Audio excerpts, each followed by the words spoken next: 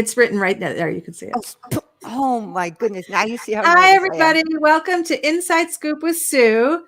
Today is a big day for me because I am talking to Joanna Faber, who I'm sure has spent a lifetime hearing about her mother. So I apologize, but your mother's book, Siblings Without Rivalry, was my parenting Bible, and really changed my parenting. So I'm so excited to get to talk to her progeny, who probably lived a life of all of these examples in her home. Joanna, in her own right, is a parenting expert and an education expert.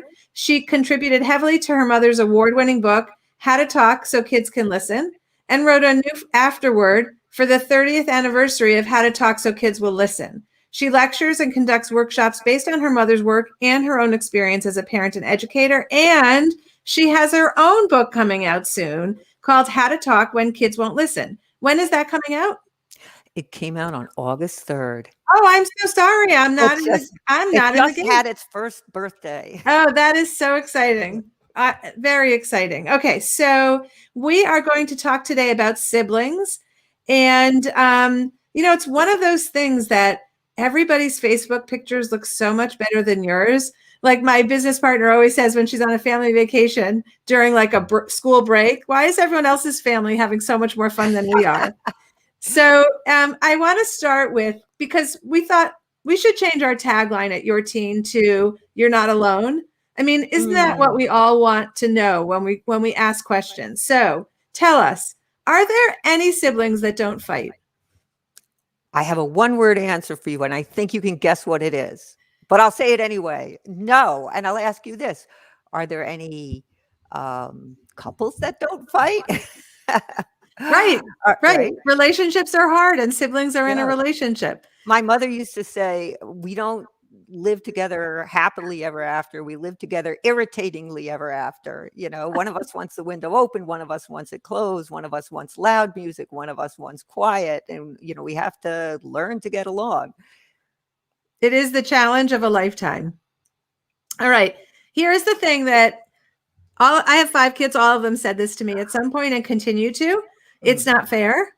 And so, there's all this conversation about how fair isn't equal and all of these things. However, what our kids see is it's not fair. So, how do we try to change the way we approach life? Do we explain things differently? What is it about it's not fair?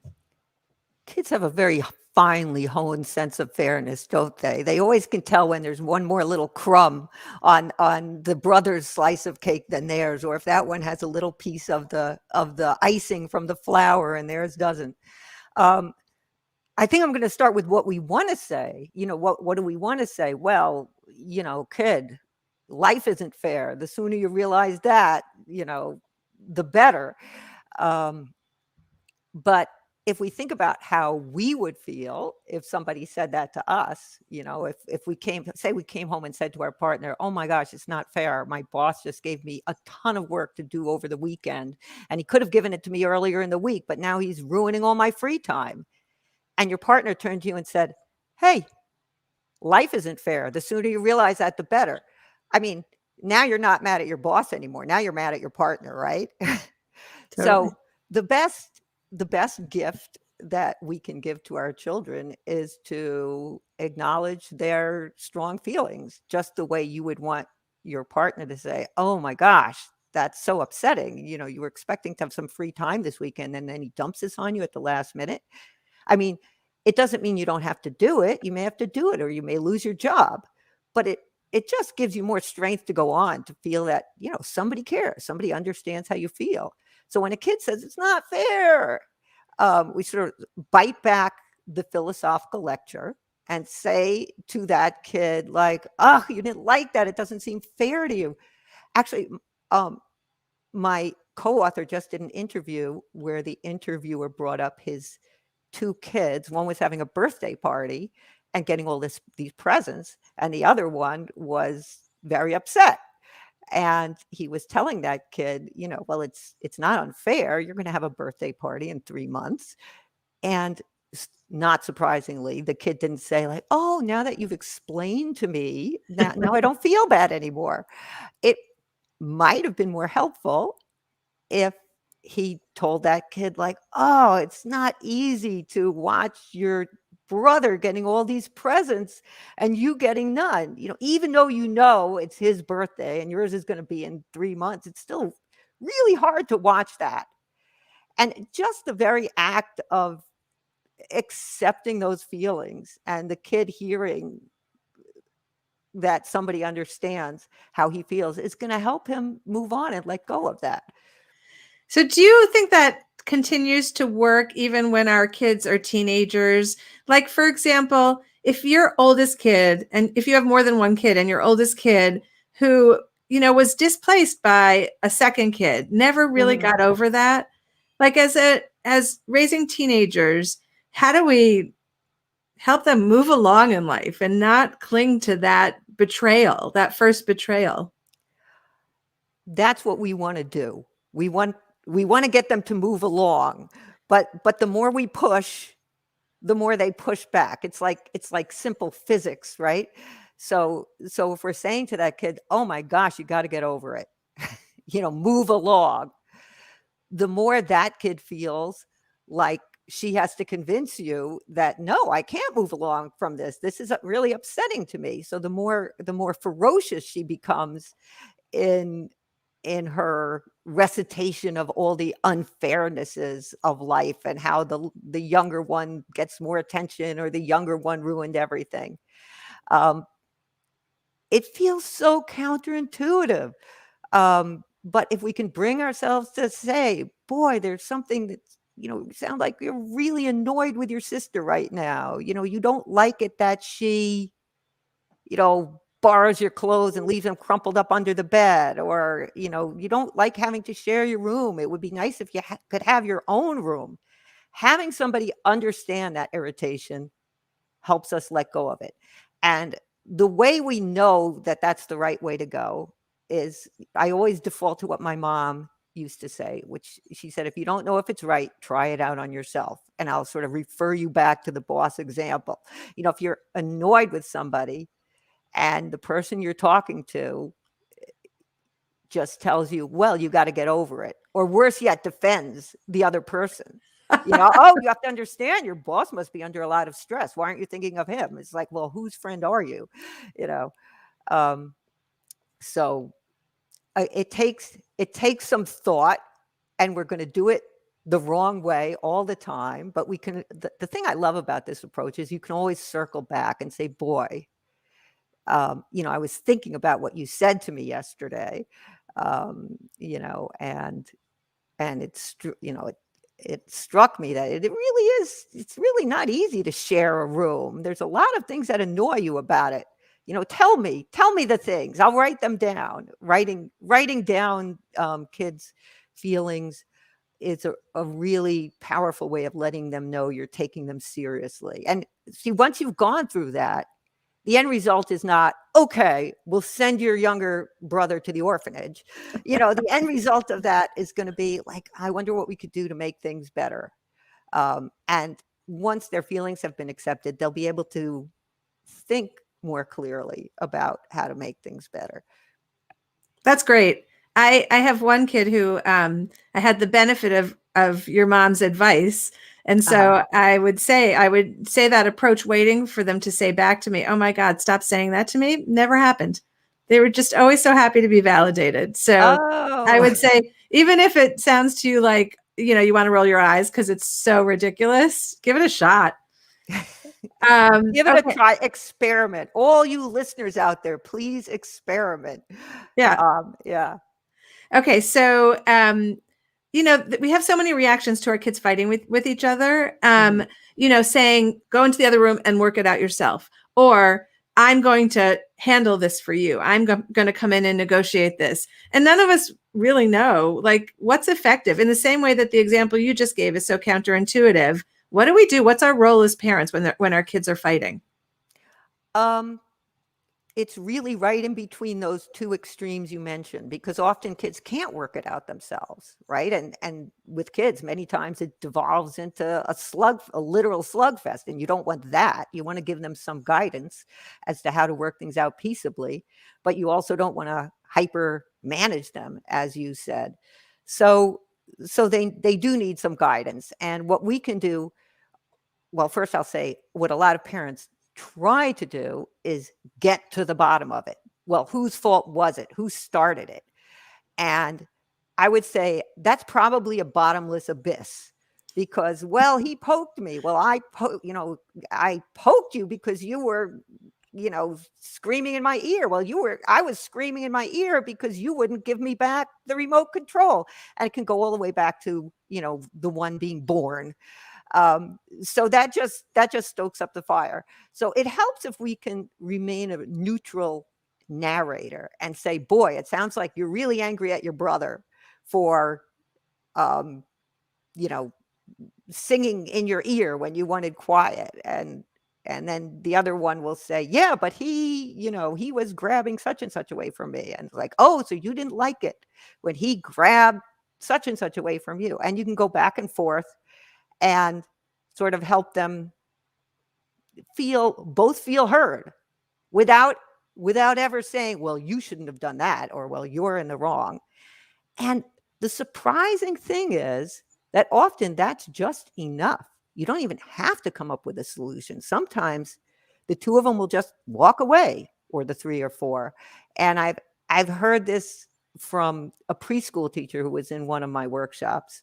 And she's the one who called it the narration technique, because she said she uses that all day. And 90% of the time, she doesn't even have to solve a problem. Kids just want to feel heard. But sometimes you have to go on to, what should we do? Two kids, one wants the music on loud, one wants quiet. What can we do that will work for both of you and help them move towards solutions? But it's only once they feel heard that they can think about solutions. Because if you tell them, oh my God, Iroh, you're being so ridiculous, just stop it.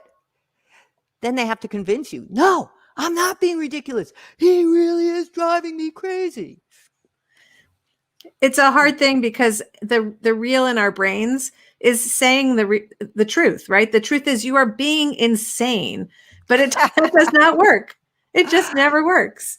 So I in fact tried that technique when I had two kids closer in age. They were fighting and fighting and fighting. I had them sit down. Each one told me their story. I tried the approach and I couldn't believe it. They got up and did something together when it was over. Oh, the narration technique. Yeah, there was no, I didn't get to be judged, which I love being. That wasn't there. I know, it's so wise. I know. I wanted to tell them what to do and tell them who's right and who's wrong. But they were so happy to be heard that they kind of skipped off and did something together. It was like, wow, that was crazy. That's all of us want, is to be heard, right? Yeah. Yeah. It's not all of us want, but it's a lot of what it's a lot of what we need is to feel like somebody hears us and somebody understands us. And now we can handle the little vicissitudes of life. And again, if it's driving you crazy, oh, geez, I'm hearing an echo now, but I'll try to talk over it.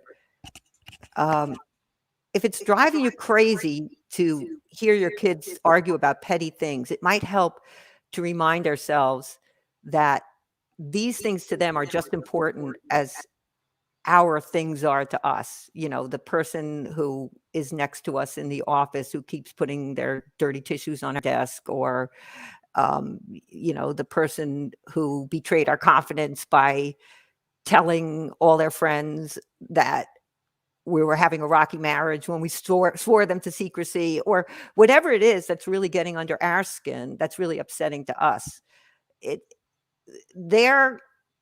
They have the same, they put the same importance on their own issues. I mean, none of it is, bombs dropping on your village. It's all petty in the long run, but it's our feelings, and our feelings are very real. And they're in the moment. So it's not like a week later, maybe there's a different perspective, but sure. Okay. So tell us about family vacation. It's so like, we look forward to it so much, and somehow this image of how it's going to be. And I think for very few families, it plays out the way we have it in our brains. Oh, I guess there's a lot of pressure on family vacations to be having the wonderful, perfect, good time, right? Because we spend so much effort and energy on it and so much money on it. So can you help me out and give me a conflict that would come up on a family vacation? Okay, so different ages in a family, and kids have different wants of what they want to do, but there's like the family package. We are all going to do this today. And it doesn't meet everyone's needs. Like someone's like, well, I don't, I'm too old for that Lego place. And the Lego kid is not capable of doing the hike, right? Like all of these things, or food around the table for a family meal, all the things that come up naturally at home but feel exacerbated on vacation. Well, that's a really good question. Let me think back to family vacation. I have 3 kids who are pretty close in age, so I'm not. It would seem to me that one of the skills in our book that we talk about is putting the child in charge. So maybe when we're organizing this all for them, that puts them in the position of, their only position is to be the complainer. Yep, like you did good with that. Like, I don't like this. So if you foresee things like that, I would think maybe you'd want to sit around the table before the vacation and say, hey, little Buzz loves Legoland, and, Jerry Sue wants to go to the cheese factory, and Joey hates the smell of cheese. What should we do? We need ideas, and, write down all the ideas for the vacation. How can we make it work? How can we make, how can we satisfy everyone's needs without upsetting the other person, and come up with a plan together so that the kids are invested instead of just being these little pawns that are being moved around, and then we expect them to be happy and become really stressed when they're not. Give them a little bit of the work to do. Put them in charge. We shouldn't be the only ones who have the whole weight of the happiness of everybody on our shoulders. I love that. And yet still there will be fighting on the trip. Sure, there will. They're all squeezed together in the back of the car, poking each other.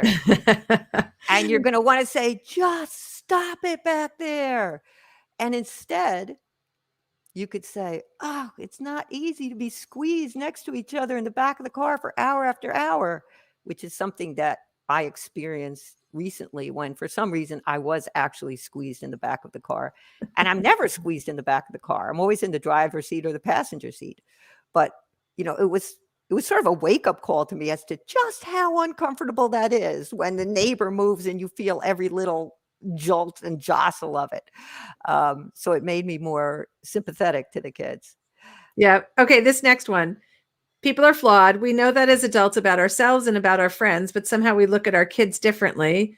And their interactions with each other don't have a lot of latitude for, like, someone's in a bad mood that day, or someone really did something bad. How do we teach them to have forgiveness, to allow people to be human and flawed? Well, one of the things we like to say as parents is say you're sorry. And, that seems like a really basic thing when you've done something that hurt someone else. And it often doesn't go well, because when we require someone to mouth those words, they tend not to be sincere, and sometimes when kids are told to say they're sorry, and with an angry parent is telling them, say they're sorry, they'll refuse, or if they're younger, they even may laugh or run away, making us think we're raising a little sociopath. But don't worry, you're not. It's a very common reaction. Kids get nervous and upset. Or sometimes they might just say, I'm sorry, insincerely.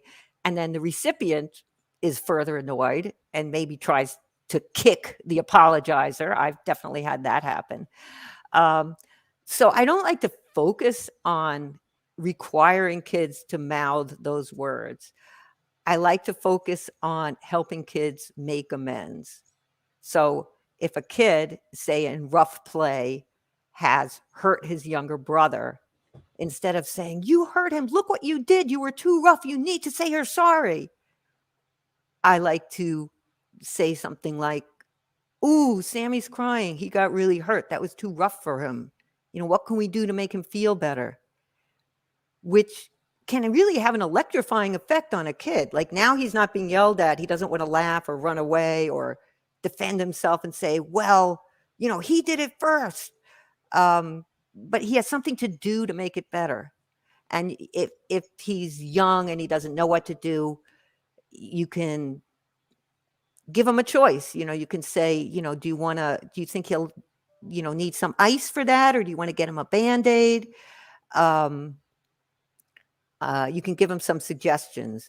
Or another thing I like to focus on is what to do next time. If we're going to play like that, how can we make sure nobody gets hurt? What do we need to do? One of the key phrases in my house was, if you're roughhousing, I had 3 boys and they roughhoused a lot. You have to keep looking at the other person's face. And then sometimes you have to check in and find out if the other person's still having a good time. So we give them ways to